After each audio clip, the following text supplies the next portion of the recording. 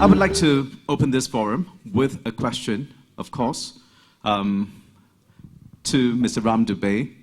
What was the biggest eye-opener for you when you embarked on this book? The biggest eye-opener that threw you off the chair?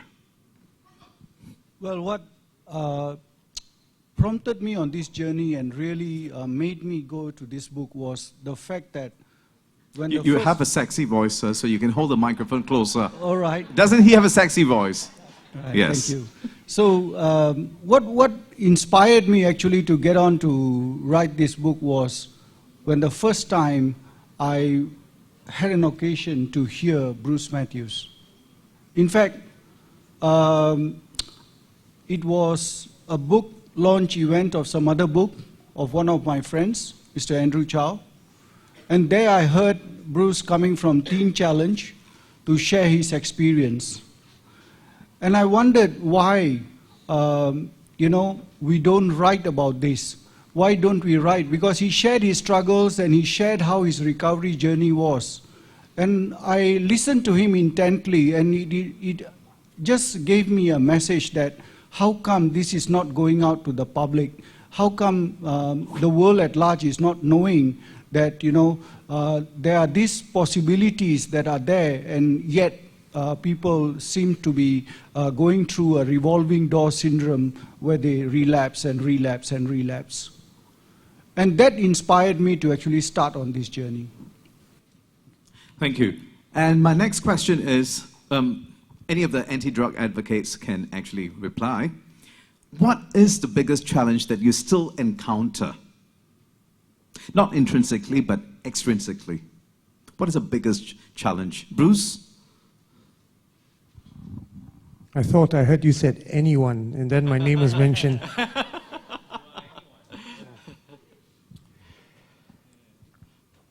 I guess the biggest challenge is, drug addicts, they carry a certain stigma to them. Drug addicts are always unreliable. They are people that you cannot trust. They can't work, etc., etc. And personally, on a personal level, I do not blame them for thinking that way. Because, hey, let's be honest. We look at our own track record. When we were on drugs, we were not actually exemplary in the way we do things. So I guess the biggest struggle and obstacle for me is to prove my worth to society, to prove my worth to others, that, hey, I am just like you and I, just like anybody else. I'm capable of doing things, and not only things, but also great things. If only you were to afford me the chance to do so. Thank you very much, Bruce. Thank you. Okay, let's make it a very, very engaging session. Any questions, any doubts, any experiences? Please introduce yourselves, and which gentleman wants to go first? Okay, sure. I'm Amir Singh. I'm a senior lecturer in psychology. In fact, I addressed Ranjit just now, and I asked him, I say one of the biggest challenges I see among all you guys would be acceptance after your rehab and all that. So acceptance, when he mentioned the biopsychosocial, I'm not going into a lecture now, but I'm just going to say that it is acceptance not only from society, but your acceptance of society. So he was telling me there's a very deep question, and he will found, but he gave me some insights, which I feel everybody should hear about. So if you can, please again. Thank you. It's also got to do with your acceptance of society. Yes. How do you respond to that? Yes, thank you. And I think that's a very important question. Generally, if you look at the track records of people who have really gone to addiction and so forth, it's generally about acceptance. Who am I in society? And for me, I started using because As a young boy at 12, 13 years old, I grew up thinking that I'm not lovable. Nobody cares for me. Because I was parenticized at a very young age. My dad, he worked very hard to support us. My mom was excellent and so forth. But somehow, I did not socialize out there. And when I grew up as a child, about 12, 13 years old, I wanted to go out to meet people, and I found myself not being able to socialize. And I thought that nobody accepts me. I thought I was useless. And that's where I think alcohol came in. And when I drank alcohol, it suddenly changed me. I suddenly lost all inhibitions. I was able to go out there and socialize and so forth. And I continued to them. And from there, slowly I went to drugs. So when I came into recovery, that was the same problem I faced. I needed to be accepted by people. I need to work that. And that had to be, and so for me, it was about learning who I am today, where I am. And I started on the wrong way. I started on wrongly and so forth to be accepted. Remember earlier I mentioned, social acceptability does not equals to recovery. Recovery is an inside job. And so the way to go about was actually work within myself, which rightly Mr. Singh has pointed out, with myself. Do I accept who I am? And in early recovery at the halfway house, I actually did not accept myself. In fact, I would mention I became a workaholic. I worked so hard and I pleased everybody thinking that I will be accepted. And so much so, I did not take care of myself. I used to go work in the morning and I come back home at 10 o'clock, 11 o'clock. My wife asked me, why don't you bring your bed at home to work also? And I told her, I said, what do you mean by that? I'm working so hard to be, today I stopped taking drugs and I'm working so hard and so forth. Why are you saying that? You see, I didn't understand. Deep within me, I actually did not accept who I was. I wanted to be right in the eyes of society. That's why I pushed and pushed and pushed and pushed myself. 17 years later, I relapsed to alcohol.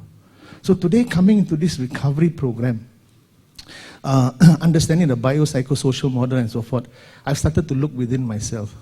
Who am I? What am I made up of? And I see that I have a lot of strengths and I have a lot of weaknesses. And I'm okay with my weaknesses and I'm okay with my strength also. So I play that up. So today I know there are challenges in my life. There are areas I will never be able to achieve and so forth. And it's okay. There are people who will still not like me and it's okay. But there are people who still like me. So I've learned to accept myself. That as I started to accept myself as this way, I'm able to accept others. I'm able to accept people's flaws and able to be okay with them and so forth. Yeah. So that's been my journey and so forth here working. So working deep within myself, who I am, what is the areas I need to work on and be okay on a day-to-day basis. That helped me. Yeah, thank you, Mr. Singh and Mr. Singh. And over to Mr. Muthu Kumaraswamy, who established the first rehab center in Singapore.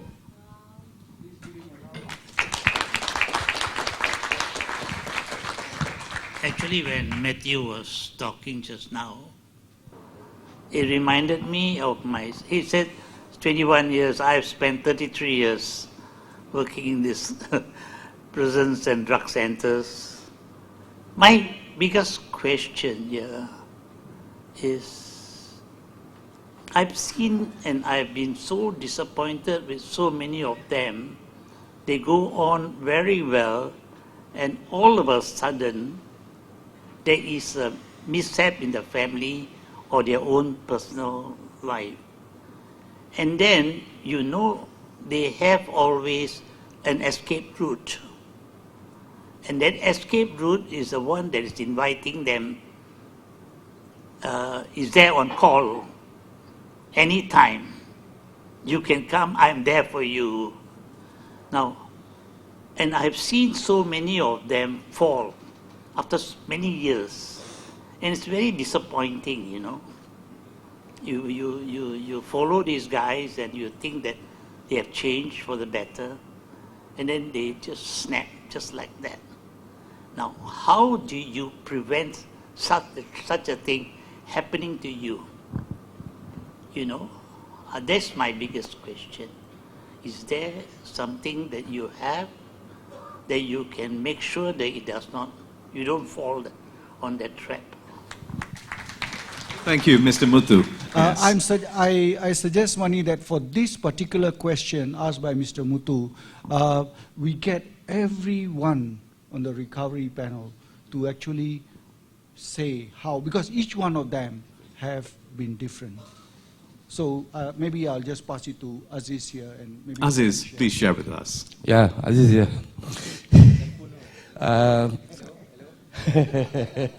Hello. What Muthu said, Mr. Muthu said is right. For me, I always have a faulty belief system, you know. And in my early recovery, I always have a spare tank, you know. Anytime I can use it for my use, for my excuse, you know. But after I've gone through my recovery process, I become stronger day by day. And Mr. Muthu is one of my, from Petapis before, and I'm from Petapis, you know. I've been there, you know. And I can say that I learned a lot from Petapis.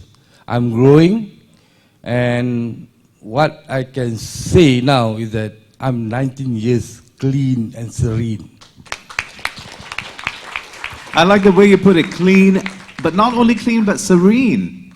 Yeah, I think that's so beautifully put. A big round of applause for that. Mathieu. This question touches my heart. The only certainty is that there is no certainty. We are abuser until the day that we take our last breath. Will I fall? I don't know. Maybe one day, maybe not. As you look at me now, one of the reasons I am not falling is because I have 10 other reasons behind me that if I fall, I will cause the rest of my colleagues to fall. And hence, I have that responsibility. And likewise, I want all to know, to help an ex-offender who have failed in drug abuse, you want them to restart over. It's not by narrating the principles and telling why he shouldn't go back to drugs, but it's to give him some responsibility, some reason why he need not want to go back to there. And in Caffeine Experience, we give them this value, that you not just want to stay clean, but you want to advocate and share this news with others, to help others. And when someone sees the need to help another person, that responsibility itself will put that person straight. But then again, please remember, there is no certainty. And that's the only certainty that I can present to you. And how do we help these people? And that is we continue. We have one guy, when started with me, in 1-8. He fell. It broke all our hearts. Bruce, Hillary, our heart. But we received a letter from him from prison just a while back that he have changed over and he's willing to restart again. After 2 years, we are very, very touched, very happy, and I'm waiting for him to come out to restart, to welcome him back. Thank you very much, Mr. Ranjit Singh. Yes, definitely a very important, relevant question. I share this at my workplace with some of the patients I work with. I tell them this, I'm not sure whether tomorrow I will relapse or not. I'm not sure. Whether I'll use, I'm not sure. But I know today I will not use. Today I'm confident enough to tell you that I will not pick up my first drug. The reason is because I'm connected with my recovery. There are processes in my recovery, there are things that I do in my recovery to sustain my recovery. That's why when we do recovery, we do it one day at a time. Other things you can, but when it comes to addiction, it's one day at a time. Because it's a biopsychosocial problem. There are many other factors besides psychosocial, the bio part can work. So if I'm taking care of my internal self and so forth, like for example, getting connected with my higher power, for me is important. Getting connected with my recovery support group, getting connected with my emotions, how my feelings I'm feeling today, talking about them when I have challenges and so forth, making sure that I'm very connected with, and being happy with my hobbies and so on. If I continue to do that, relapse will be very far away. You see, relapse does not happen suddenly. It's a process. People relapse mentally first, then it becomes a behavior problem, and then comes the physical relapse. So what we are talking about here is actually the physical relapse here. So we can actually spot the relapse that is already coming by the way the person lives the life. So for me, that's where I arrest my addiction. On a daily basis, I arrest it mentally first. I make sure I'm connected with recovery. I make sure I'm connected with the right people, and I stay close with that and so forth. And that will prevent a relapse for me.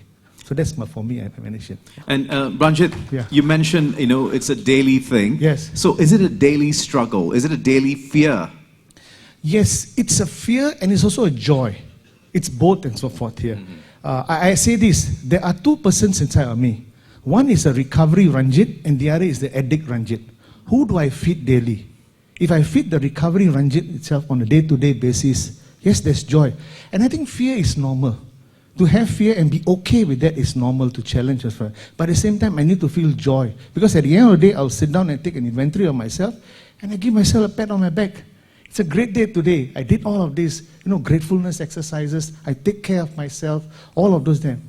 Are there challenges? Fear? Yes. That's why I start off my day trusting my higher power, connecting the right people, because I fear relapse. I don't want to relapse again. I experienced that many years. After 17 years of clean time, I experienced that because I neglected self-care and so on. So that's where the fear comes. But there's also joy of recovery. Yeah. Wonderful. Ryzal, please share with us. Do you share the same fear and how do you overcome it? Okay, good morning. Afternoon. Good afternoon. Okay, sorry, this is my first time doing the forum and I'm quite shy. we totally believe you. Okay, for me, I'm on my 7th year of recovery. It's nothing great actually. It's a struggle every day. But for me, I won't forget where I came from, what my past are.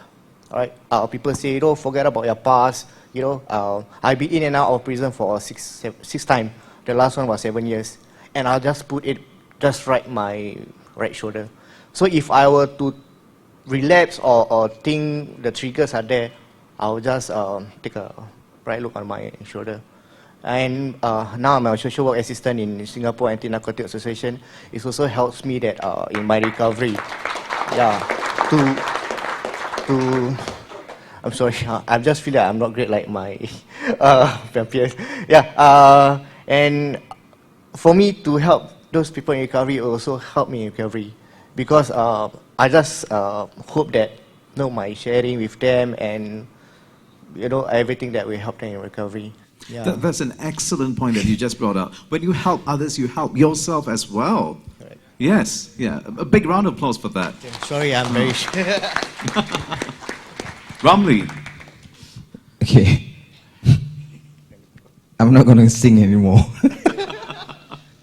Okay, for me, to be honest, relapse happen. I agree with you. Relapse happen. You can be free for 20 years, 25 years, but once you make a small mistake, then the relapse will come in. But for myself, I think I have been practicing this two things, right? One is mindset, one is support. Right? Support, what I'm saying is, I receive support from positive people like sharing with me positive things to do, activities, all this. And for myself, I've gone through a lot of positive things, doing talks to students from Central Narcotic, all this. So when I share to this youth at risk or ex-offenders, meaning I'm reminding myself as well. I'm reminding myself. Not talk for free, no. Now I talk for free, but for students, youth at risk or ex-offenders, even my existing residents in Jemaiyah House, whenever I advise them, meaning I keep reminding myself, right? And I think I have a very strong willpower that I think I'm confident enough. I can say that I'm proud of myself, what I have achieved, and I think I will try my very best to be the best as I can every day. Because I think if happens that I go back to drugs, or go back to a secret society, the first person who will be very embarrassed is my mom, my beloved mom, right? Because all this while, nearly 5 years, I've gone through a lot of things, and I think the positive things makes her happy. And I've been in social media for a lot of activities, like for example, the Yellow Ribbon, Singapore Prison, Captain of Life. All my photos are there. Even Wang Bao I have. You name me, I tell you yes or no. Vasantham I have. Indian people. Straight Time I have. Berita Harian I have. So why must I become a fool to go back to drugs again? I don't want to go back to drugs. I want to help ex-offenders. I want to assist ex-offenders to change, to be a better person, to reform, to be a new leaf. For example, like I said, support. Why I said support? Because right now I'm supporting my reforming support group members. I give them individually, I give them responsibility. You are as an admin. I give you something, you do something. You, as a person to upload whatever events that we do, our photos in Facebook. So they have their own responsibility. And I purposely bring them to Central Narcotic Office, local company which I've been invited, personal invitations, but I brought them along and I sabotage them. It's my sharing, but I call them up. I call them up and do sharing. And then I can see funny things. My name, I told you he's a natural. Yeah, but that is, I mean, that is true. When you let them have a chance to speak up, and they feel something, brother Ramli give me this kind of responsibility. Brother Ramli bring me to this school. Bro Ramli give me this platform. Why must I spoil myself? If I'm lying, I close my eyes, you go and ask them. They have their own roles, they have their own responsibility. This is the support we want to give ex-offenders like us. So I hope the support must come from the community, not only our loved one. I hope the community can give us strong support throughout our journey of recovery. And I don't deny there is a relapse, but I think I'm strong enough, my team are strong enough. I think the people surrounding me have given me the positive attitude and support. Thank you. Thank you, Ramli. Questions? Please feel free to ask questions. This is a great opportunity. Please introduce yourself and your background as well. My name is Mary. I'm a school counsellor. First of all, I'd like to congratulate Ram for today's event. And I would like to say to all of you that you are wonderful role models. I'm very touched today. Thank you very much. Okay, this question is for Bruce and Ramli. I would like to know, how can school counsellors help children that are affected when their parents go to prison because of drugs? All right. At the moment, I would also like to know, can you share in your point of view, because I never get this chance to talk to ex-offenders. So in your point of view, what would you like us to do? How to help your child in the school? All right, that's one question. Then the other question I have is for Mathieu. This is a personal question. Not that personal question. Okay, Mathieu, right. I have a friend and whose brother actually took drugs at the age of 16.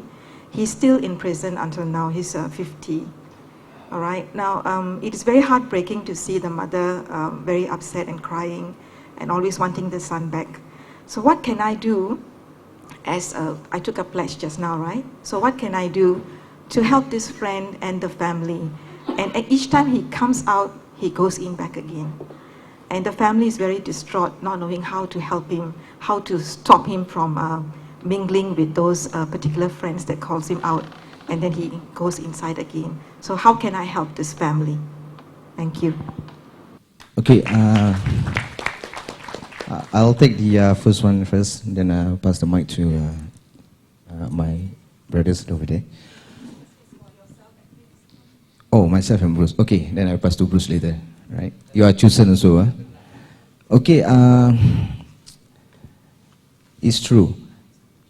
For members of public who are lay persons, it's very rare for you to have this kind of opportunity to speak to ex-offenders throughout their true story, their background story, is very rare. And not much ex-offenders want to step up and do their sharings. But I think everyone over here plays a big part today. So, answer to your question is, I have been through to schools, institutions like Nian Poly, Singh, Temasek, everything. Normally, these students, for example, these students, as a counselors, when you speak to them, to be honest, I can tell you, they won't share with you. They won't share with you. Have you taken drug before? Why you like this? You have smoked before? No, they will just zip.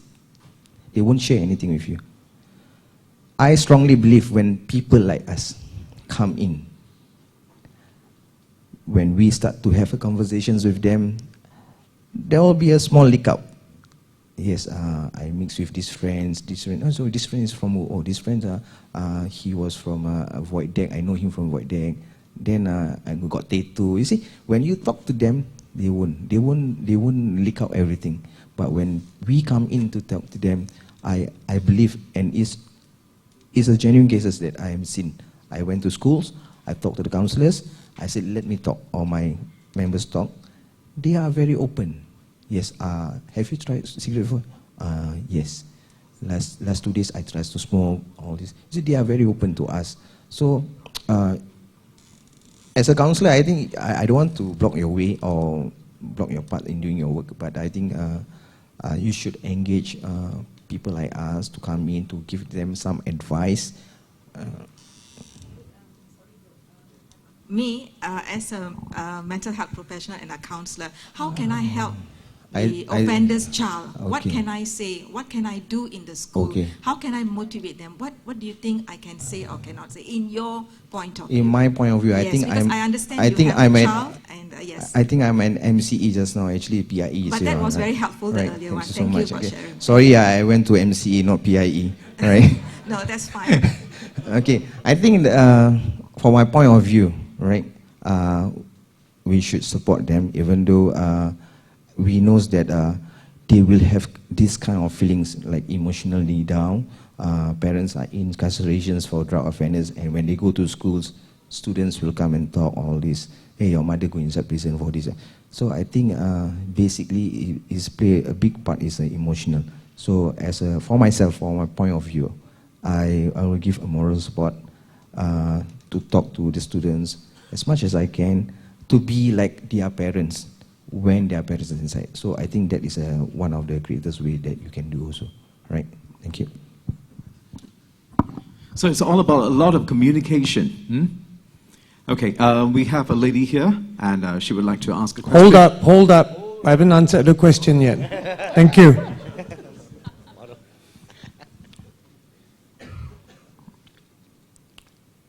It is very tough if a parent or the parents of a child were to go to prison.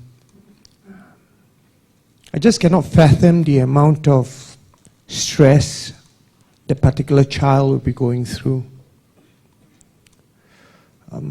Especially when, when one of your parents or parents are in prison, it is a very embarrassing thing to let others know. But as teachers, I guess, as teachers and counselors, you will have information to all this. And I think the only way that you can help that student would be to be his or her friend, to be empathetic towards his or her situation, to be an outlet where that student can vent or release his frustration, his sadness that is welled up inside of him or her, You think about it. When students, when they do have problems, more often than not, who would they seek advice from? Their friends, right? And then the advice that the friends would give them would normally be rubbish and not the correct advice. But you, as a trained counselor, you are in this very unique position to help that student, because you already you've been through the course, so to speak, right? Yeah. So I guess for me, I feel this would be the best course of action, best way you can help that student. Okay, you mentioned that the kid went in at what age again? 16. And how old is he now? 50. These are sad stories in life where your life is pretty much expended. And I urge all of you to consider, when you have friends that do that, at the very earlier stage, you have to encourage him, help him, and get him out of it. Because by the time it's too late, it's very hard to flip around. Two things you can do. One, for the family, if you're close with them, spend time with the family, encourage them, help them, speak on a positive note, not about the failures of the guy. Second thing is, if this guy comes out, he needs positive impact. He needs a place whereby people understand his drug use. And with this positive kind of impact, well, I really don't have that a lot of posts, but there are a lot of places where people can not just counsel him, but walk with him. In my concept in the Caffeine experience is I walk with them. Now, I speak to you in English, but bear in mind that when I speak to my guys, you know, and we go along that line of language. As much as it seems like a joke, but I connect with them. We will talk jokes like, well, our trip late today, 3 girls here, today's me, you know, and you go talk about the drugs. And why do I talk to them about the drugs? It's not that I encourage them, but I connect with them. And when I feel, and when I talk to them and I find that they talk, you know, in the same lingo as me with the drug issues, I know they are safe. But when I talk to them about drugs, and when suddenly they start to keep quiet, now I would a bit worry, because the moment I start to, if I see them fearing that drug conversation, there is a chance that they are avoiding topic and they are back into it. So we have to walk with them. Now that's my path. In that case, with yours, from 15 to 50, the only best thing that you can do when he comes out is connect with somebody, some place where he can work, start a new life. There will be no way that he can restart on his own. He needs a job, a place where they can recognize him. They need people to help him, professional help. Even preferably, I would recommend professional ex-offenders, because only with these people that they can connect. Because they are not going to tell you what drugs they use. I mean, what do you know? You haven't even gone into prison. They will think that way. But for someone who has already done drugs, the first thing that we will talk to them is drugs. And when they open up, and that's why we slowly tell them to restart a new life again. But it's a long path. It's not an easy path. And the best thing you can do is to support the family. That's all I can suggest now. Thank you. Thank you. Bruce and Matthew, over to you, ma'am. Okay, thank you. Oh, it's afternoon already. Okay, good afternoon, everybody. Good afternoon. Can we have energy? Good afternoon. Good afternoon. Good afternoon. Good afternoon. I held one of the cutest baby here, the youngest one. Okay, my name is Christine Sim, and I'm actually a person that has gone through different social stratas. Okay. Where in different parts of Singapore, I've worked with people who were actually part of the Yellow Ribbon Group. One of them was a lieutenant colonel that spent a holiday in Changi, okay? But he's now a multi-millionaire, and he's helping ex-offenders to get jobs, all right? I was his mentor. Now, the interesting part is, I just want to sum it up because I think it's very interesting to be part of this forum today. Ram, you have written a very good book, collected a lot of testimonies. The thing now is the way forward is to think about this, because you raised the point about it takes a village, all right? So the thing is, I'm always thinking, what do we do next, all right? So I have just an idea, because everybody needs support group to walk with that person, Matthew, as you say, all right, to journey a person. And one of the things actually can think about is a kind of an R to R movement, just like your Me Too movement, all right, it's R to R. Then what you can do is actually is to have, because Singapore is very easy, north, south, east, west, central, and people can come together, you know, meaningfully, they not pay too much, but just come and gather and talk about issues like all this. Because you know why? Hope, the most important letter in hope is O, open. To be open, come on, open, share it out. And you know the Caffeine experience, you have so many centers, 5 centers. You could also be a meeting point for these people because you're there. So you can actually take proactive action to do it, all right? And Ram, maybe what you can do with Bruce and Matthew in that cafe is leave some of your books there, all right? Do small talks. Need not be 60, 90, do small talks. And even for Ramli, all right, he has such an excellent sense of humor. I'm sure that he can reach out to a community. Everyone is like, can form mini cell groups. But these cell groups together is so powerful. All right, as you say, it's community-led. And once you can do it well, then bring it up and you know, you get some of the government level people to take a look at it and say, this is what can be done. All right. I just mentioned this to someone who has lost his job. He's in his job search mode. And I said this when I suggested to him some options. He said, oh, it can't be done. Then I told him this sentence, and I hope it will resonate with everybody.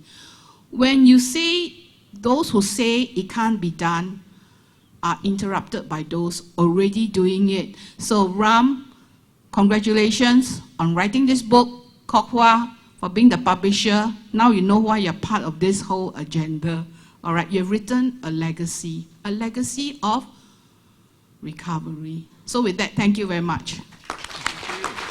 Thank you.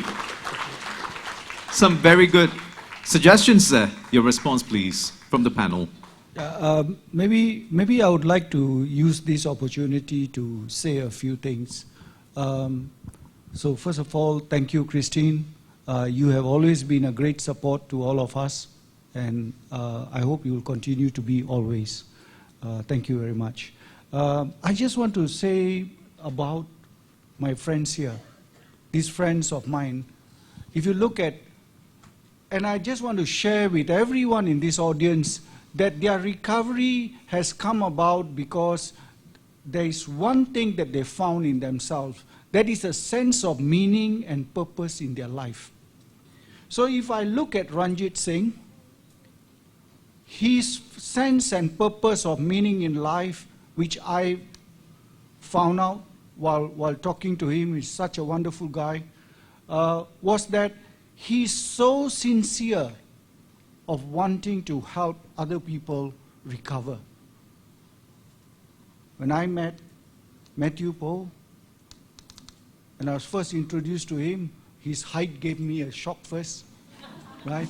But then when I talked to him, it was such a humbling experience, because from him, from the very moment that I spoke to him, I found out that his sense of meaning or purpose was, look, these people come out, they don't have a job, people don't appreciate them, people don't recognize them, let's do something about it. And he found a sense of meaning in trying to get something moving. Difficult it was for him, but he got something moving where people get jobs, people work, people identify, people build their own acceptance and their own level of experience. Yeah. And then comes Aziz. Aziz found his sense of meaning, and his sense of meaning was to help run the NA groups, help run the support groups, help the Jemaiyah people, help the Pratapis people, and he goes around helping. So I found that in all of them, so if I move to Bruce now, Bruce, you know, I sort of now know Bruce now for 3 years now, or 3 or 4 years almost. And ever since then, I've always seen him at various events going out, championing a cause. Again, a sense of meaning and purpose. Young Ryzal, he was, you know, uncertain about himself, but let me tell you that when I sat with him and had coffee with him and tried to listen to his story, I was already at the tail end of my book. And it was very, very inspiring how this gentleman struggled through prison school.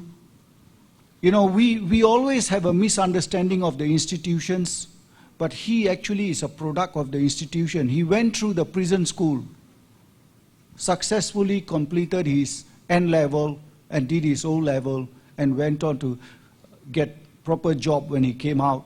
And now look at him. He's again found a sense of meaning in Sanat, helping other people recover. Please give him a clap. Yeah. Ramli Abdullah, when my friend Ismail introduced me to him, I was out. This gentleman has formed his own support group. He goes door to door, goes to people's house, he goes everywhere, to the mosques, to the schools, follows the CNB, follows the police, going around doing nothing but sharing his story, encouraging people by his life experiences. I think that's where I see recovery is. Recovery is not about you doing something about you for yourself. Recovery is you finding that sense of meaning and purpose in life that you can do something for other people. So please give them a big round of applause. Thank you very much. Thank you. Hello, my name is Sharon Ong. I'm 51 years old, and I'm actually a recovering alcoholic. I've been recovering for 8 years, not one single relapse. And I want to apologize in advance that I'm not a very good speaker, so there will be a bit of a story first. And then, but I promise you somewhere in there is also a question for Ram. You know, when I recovered from alcohol, I did it the correct way. I joined a program, and that was the best thing for me. And for me, it's being sober is more natural than being drunk. And my question actually is because after I stopped drinking, after a few years, I became stable. And because I am willing to stand up at gatherings like this, what happens is after the gathering, I usually get a lot of WhatsApp messages and people will contact me. After a Facebook post, they'll contact me, and usually it's people who want to know, my son or my daughter, my husband, my sister has a real problem. What can I do? And one thing that I've noticed, and I don't have the answer, I think Ram has the answer as a counselor, is that what I see is that there's so much love in the families. When somebody has an addiction, the family becomes taken hostage. I think all of you know what I mean. I see people nodding in this room. You know, when somebody has an addiction problem in the family, the whole family who loves them so much, they are the exhausted hostages. It's like somebody took a gun and took them hostage. But my question is also like, I've also noticed that there's so much love from the families, but it's difficult to tell the families, from my point of view, what is helpful. I give an example. Okay, I will get to my point. Like this book, I've already read it 4 times. I'm a recovering addict, so every word means something to me. It is authentic, it is true. And every time a parent, I keep stocks of this, every time a parent or wife comes to me and says, I don't know what to do, can you talk to my husband or whatever, I will say first, I'm not qualified, but first place, get this book, take the copy from me, and don't give it to your loved one. You read the book. You know, what I say is, if you just give it to them, they won't be ready for it. But you read the book. And my question actually is directed to Ram, because I'm a lay person, and when I say that to people, my experience is that 80% of the people are not keen. They just won't accept. They would rather take the book and just give it to their loved one. So my question, which really is a question, is directed at all the counselors, all the peer support specialists, all the people who do these counseling. Because I think that when people are in counseling, the counselor never has enough time even with his patient. And I think it's actually quite rare for the counselor to be able to work with the family.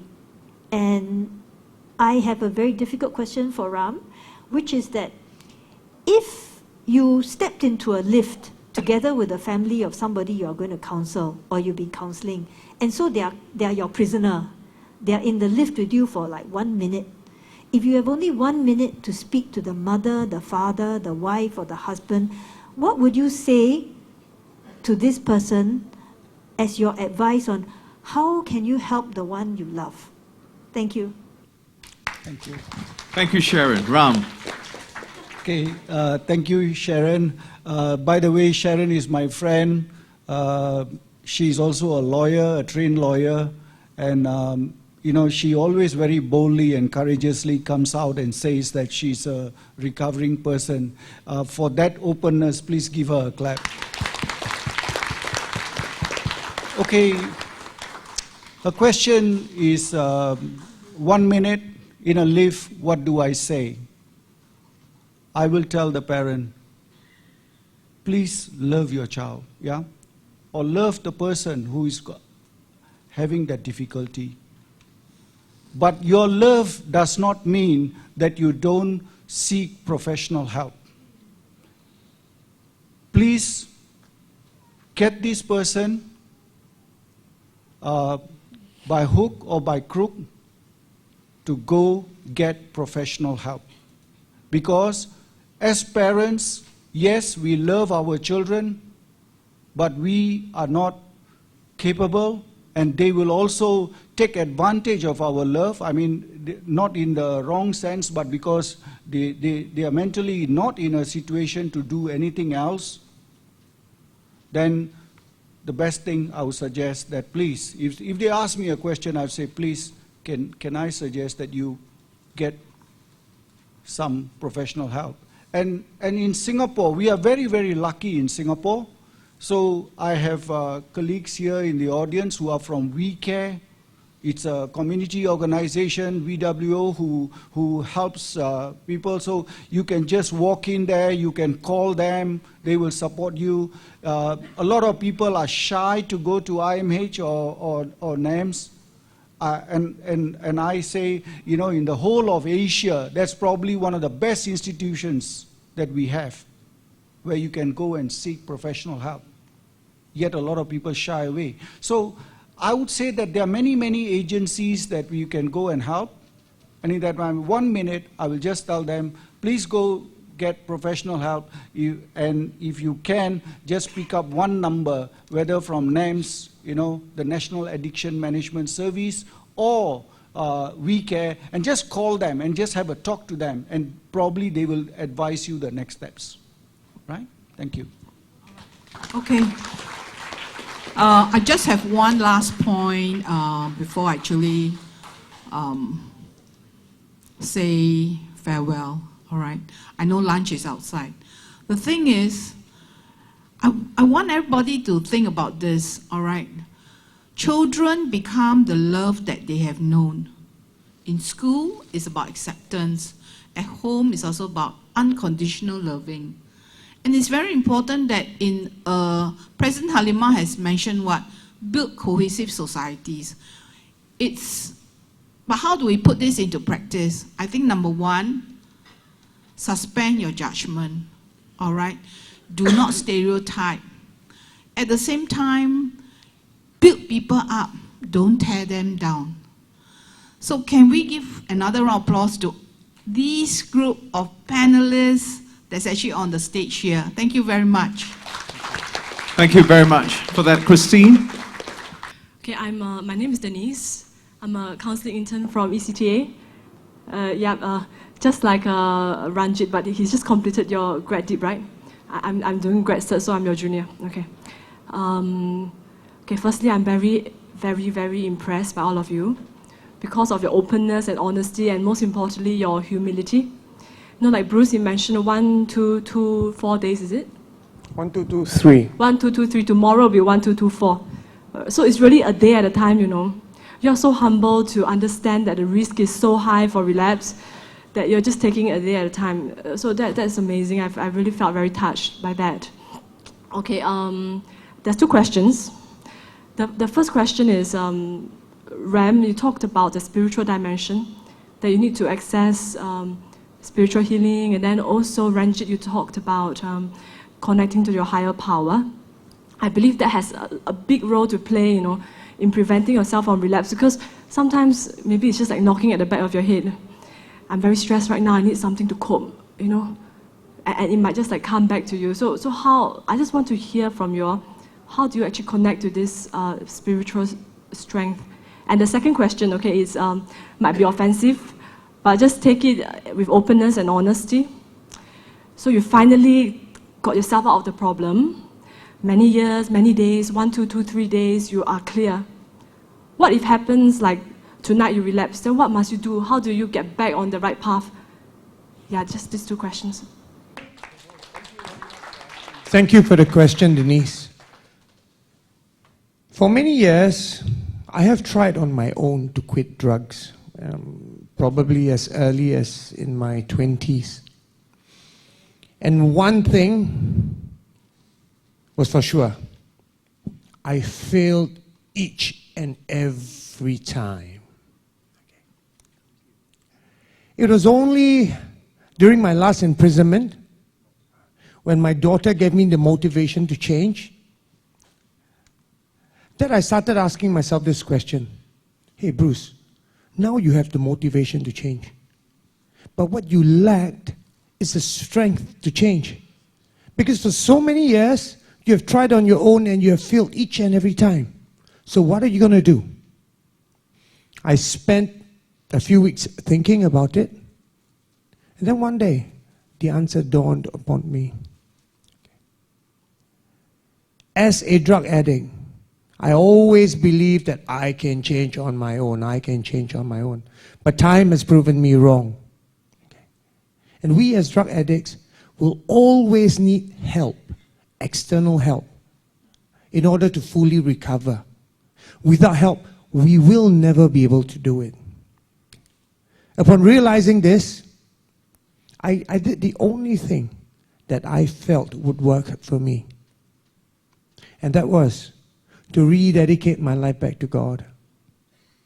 And in doing so, I finally found the strength that I sorely needed to change. So my daughter, my motivation, and my faith, my strength. And as to the part about you asking what would happen if I relapse, you know, I think Bruce Wayne, you know, Batman, Bruce Wayne's father asked Bruce Wayne this question when he fell into the well. He said, "Why do we fall? Why do we fall?"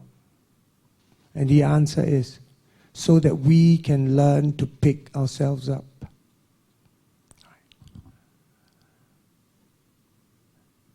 A moment of failure doesn't condemn me to a lifetime of drug addiction. I'm at the stage in my life where I will not allow, I absolutely will not allow anything to disrupt the quality of my life. I'm very happy and contented with the position that I am in now. Like what a lot of the panelists have shared, how do we keep ourselves on track? I've realized that the day I become complacent is the day I will start failing. And the book says it very aptly. Addiction will remain in us for the rest of my life. And this is the sad truth. An addiction, or person in recovery from addiction, all right, that addiction is in him, just like a dormant volcano, just waiting for the day to erupt. And that is the sad truth about addiction. So for me, I constantly remind myself not to be complacent, but to always stay on my guard, lest I fall. I think Bruce said it all. All right, very well said for him. Just to a little bit, I think just to maybe add a little bit more to that and so forth would be this. I think for me, having a right relationship with God is very important. And it's a personal thing, right? For me, it's not religion anymore. It's not religiosity. It's relationship. And I follow the 12-step program. And like the first step, it says, I'm powerless over my addiction, that my life has become unmanageable. Here's where Bruce also said about that I cannot help myself. I need to recognize that I have lost, and I need to admit that I can't do anything by myself. Then step 2 comes in, came to know a power greater than me can restore me to sanity. And this power should be kind, gentle, loving, and all-powerful. Right? So this is my higher power now. So this basically is something that I understood. Then the third step is turn my will and my life over to the care of God of my understanding. And here is where I give myself to my higher power on a daily basis. Because it is this higher power that is going to give me the strength to overcome the day. He will provide me the grace and the strength to go through. So I need to maintain this daily relationship with Him, daily surrender to Him. And that's how I'll be able to stay sober one day at a time and so forth. With regards to relapse, yes, I know I will relapse. And I've said this, I worked this with my wife, and I told my wife, I said, don't be surprised if one day I come and tell you that I've relapsed to heroin or have drank alcohol. And I told her what you need to do. And so she has a couple of friends and so forth, and she will tell those friends and so forth, and they will come and sit down and work with me through. But as best as possible, first thing is I need to take care of myself, which is what Bruce mentioned, not to be complacent. Day to day, take care of my recovery, take care of my emotional health and so forth. That will actually keep me away. Because relapse starts mentally first, and then it develops into a behavior, then the physical relapse will come. So there is still a process. I just take care of the process at the mental level and behavioral level. Yeah, thank you.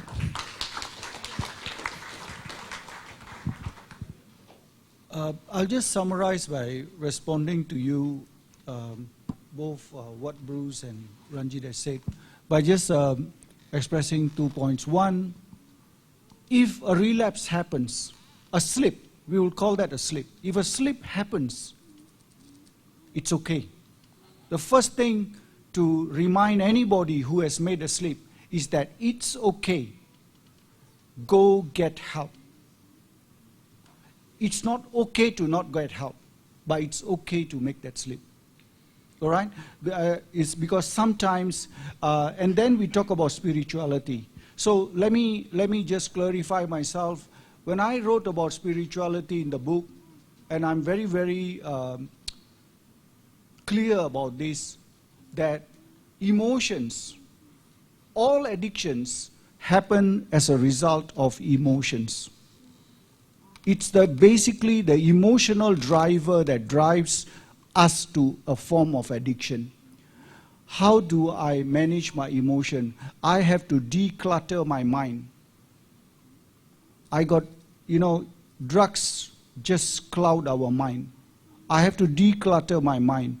And the best way to declutter my mind is to start when I go into my sobriety, when I go into my abstinence, to try to say that, look, I'm grateful that despite the fact that I tried to kill myself because the drugs are poison, they could have killed you anyway. So despite everything I did, my soul protected me. So I learned gratitude. I learned acceptance. I learned humility. I learned how to forgive myself. I learned how to apologize for people whom I have hurt, like what we have seen Ramli do time and again on this stage today. So my model of spirituality is that if we are a religious person, please use your religion because it is one of the most powerful things. But if, let's say, you are not a religious person, please, you are a human being. You can have gratitude. You can have acceptance. You can have kindness. You can have compassion. Those are human values. Those are spiritual values. I hope that answers your question. Thank you. Just a short story. Recently, my Hari Raya, my family went back, my wife went back to Malaysia to his mom's home, and I'm home alone. You know, I'm alone. My head masturbating. You know, my head masturbating. I want to relapse. I want to do. I want to get high. You know, I don't know what to do. You know, I'm 19 years clean, and I have that thought. You know what I do? I went down, you know, only speak to one ape, you know, a shop ape who's selling like bags, you know, something like that. And this thing goes off, you know? And I quickly call my peer support groups and I share with them. And this goes off, you know. Sometimes, how many years you are clean, these things happen, you know. But not always, it's sometimes. That's why I'm very particular over my shortcoming, you know. And if people ask me, hey bro, you're really long in recovery, how you do it, you know? I told them, how? H-O-W, honesty, open-minded, and willingness. That's it.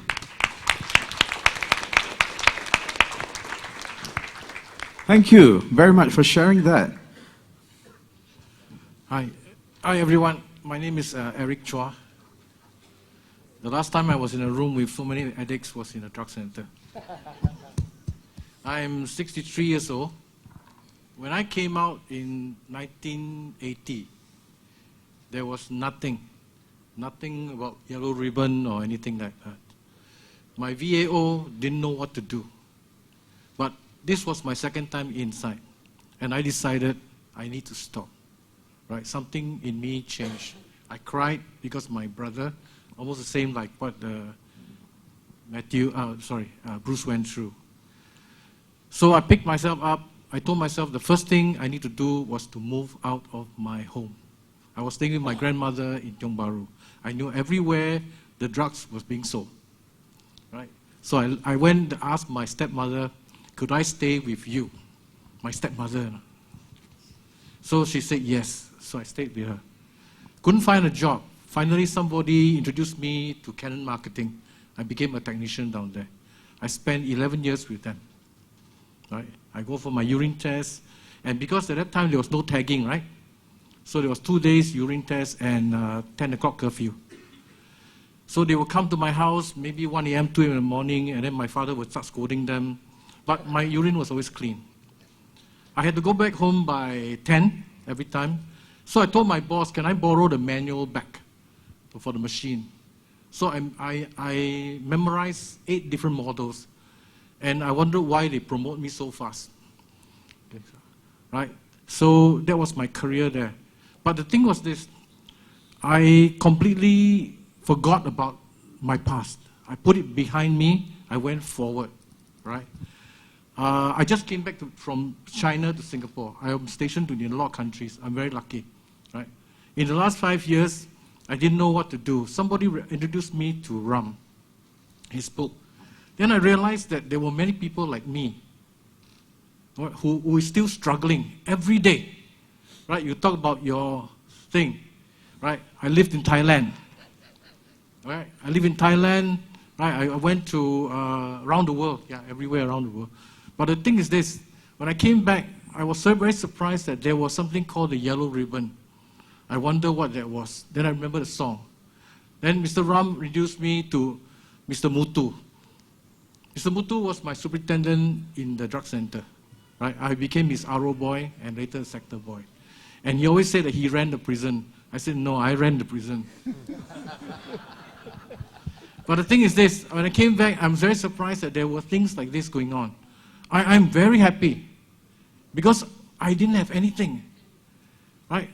So to be very clear, I'm not trying to challenge you, but okay, I'm 39 years clean.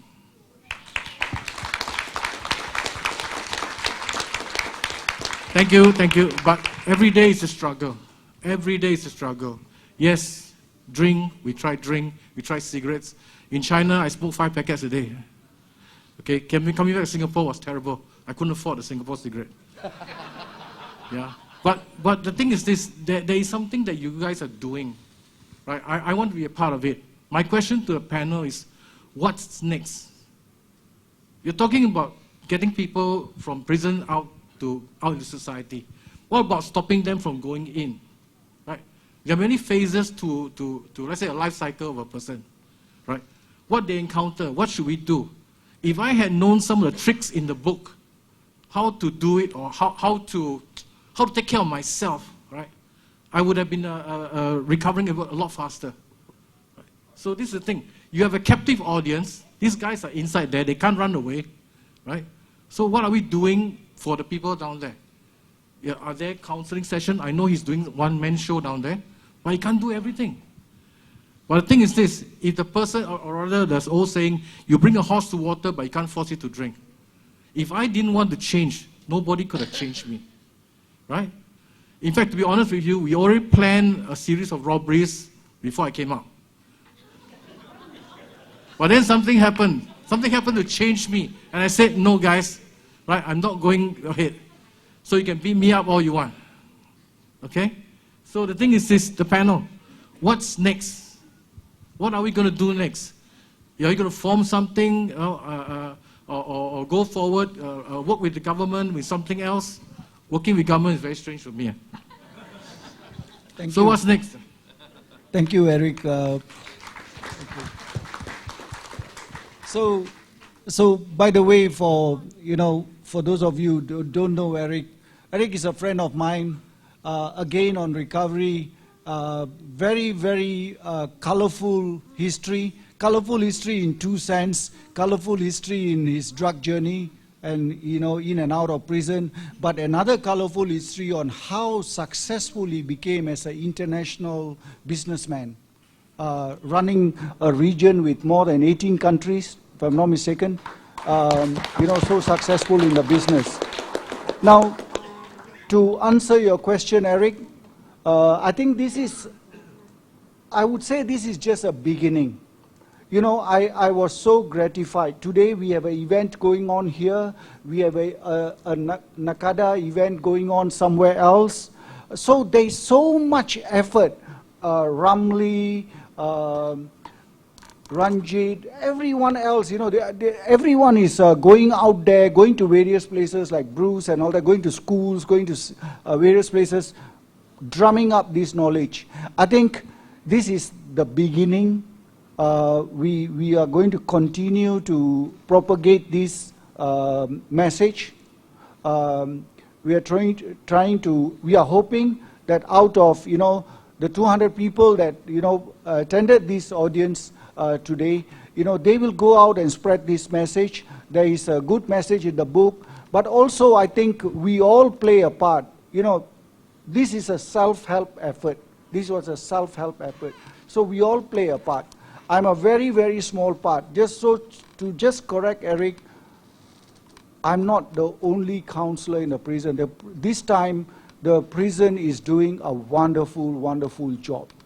They have got many, many people to come. Spiritual counselors, religious counselors, as well as people like us. And they have got us on contract to come and do the job. So together with me, there are many, many people coming into the prison to do counseling work, and they're all qualified counselors. Okay, thank you. Thank you, Ram. We have an interesting perspective. Oh, sorry again. I just want to add, I understand where you're coming from, because when I first went into prison, that was in, way back in 1992. Oops, it gives everyone an idea of how old I am. Way back in 1992, there was no such thing as rehabilitation. You know, serving a prison sentence is about you going in for X amount of years that the courts have sentenced you to, and then on the day of your release, the warder will come, open your door, and out you go, and you have to fend for yourself. But I'm glad to say that in recent years, the government has shifted heavily towards rehabilitation. The last time when I was in prison was I was just released in 2016. So I was actually very surprised to find that they have many courses available for inmates with addiction problems. All right, not only 12-step programs, but courses like Toastmasters, courses like digital storytelling. All right. These are just little ways to help them improve their lives. And not only that, on the outside, the CMBs are also holding PDEs, preventive drug education, in schools, schools of higher learning, and in social organizations also, which I'm very happy to say that I'm part of. Is it the best that they can do? I don't think so. I think that many other things can be done to help people on the outside with addiction problems. But I guess for me, this is what I call a good start. And someone once said, a journey of 1,000 miles. Where does it start? It starts with the first step. So we are at the beginning of the government stance towards recovery. So be a bit patient. More good things will come. Thank you very much, Bruce. I have a very interesting perspective here from this lady who's worked with female ex-offenders. Hello, everybody. Hello. My name is Hamida. And I am from WIRA, Women in Recovery Association. Anybody heard of us? Yes. We have been around for 13 years. So I'm just highlighting. Perhaps in the future, we can have some women on the panel, because we've been doing it for 13 years. And the reason that we are around is because a group of female ex-offenders in a halfway house in 2006, they asked the counselor that went to see them, what would happen to us after we leave this place? We would like to have someone listen to us, because we know that women, when they come out, they have more issues to attend to, like childcare, accommodation, even relationship problems. And they are most at ease when they talk to another female, let's say.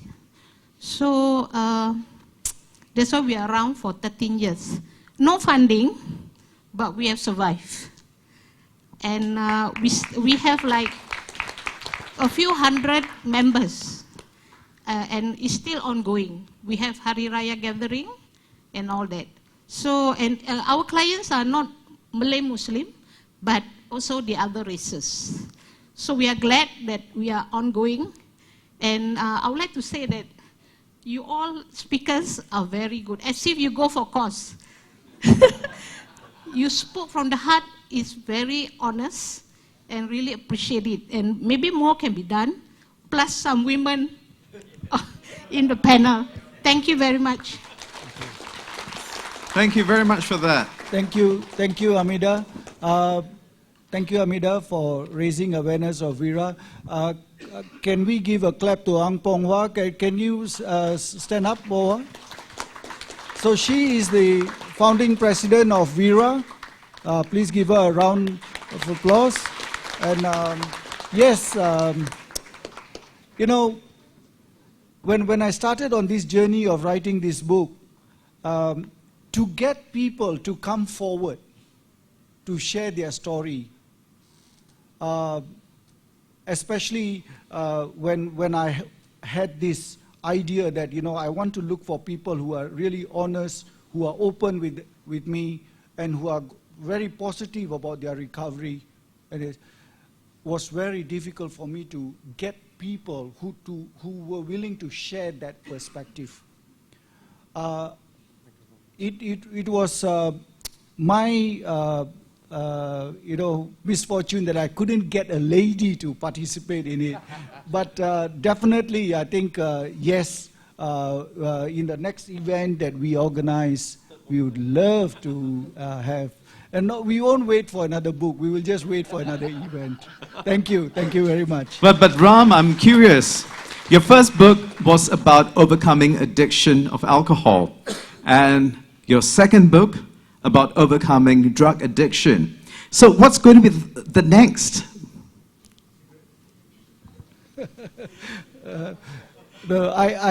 Actually, my second book was because of two of my friends. I think Jim Beck has left, if I'm not mistaken, and Mr. Joshi. These two gentlemen were the one who egged me, along with Kok Hua, to actually write this book.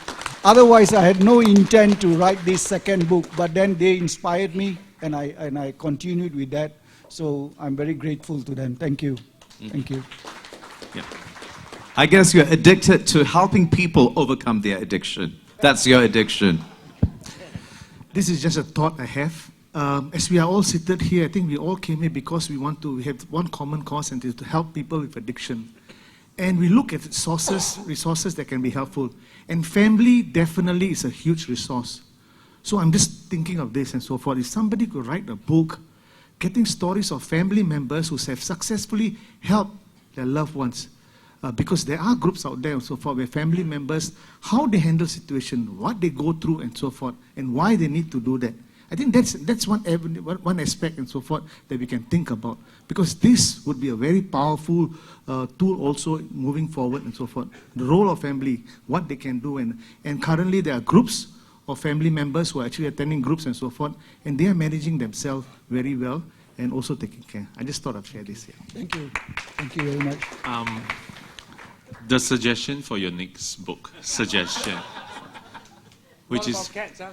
No, not about cats. Can I? Though every one of us, most of us, have addictions. To be very honest, work to a point that it destroys your family, and any other things. But I think the next book should be titled "The Addiction." The unseen addiction. And I think that book needs to address not ex-offenders that comes out from prison, but the public in general. Yes. Ask yourself, do you have addiction problems? I think you all have. But how to address that, I'll leave it to him. Thank you. Thank you very much. Thank you for that teaser. That was a very good teaser, Mathieu. Ram, you have to respond. Well, certainly I'll think about that. Thank you very much for both the suggestions. I'm very grateful for that. Thank you. Okay, thank you very much. To all the panelists, thank you so much for your honesty, your openness, your positivity, and your endurance. Let's give them a standing ovation. Thank you very much, Ranjit, Mathieu, Aziz, of course, our writer, Dubey, and a friend to all of us, Bruce Mathieu, Ryzal, Ramli, and our publisher, Mr. Phoon of Candid Creation Publishing. And to each and every one of you, it's past 1 o'clock, and it just shows your commitment to this wonderful cause. Just because we are all bruised doesn't mean we have to lose. We will continue the fight as one people and as one community and one family. Thank you very much for this beautiful morning and afternoon. Ladies and gentlemen, this has been From Relapsed to Redeemed by Mr. Ram Dubey, brought to you by Candid Creation Publishing with the support of Lifelong Learning Institute as part of the Skills Future Festival. Thank you. Have a great weekend.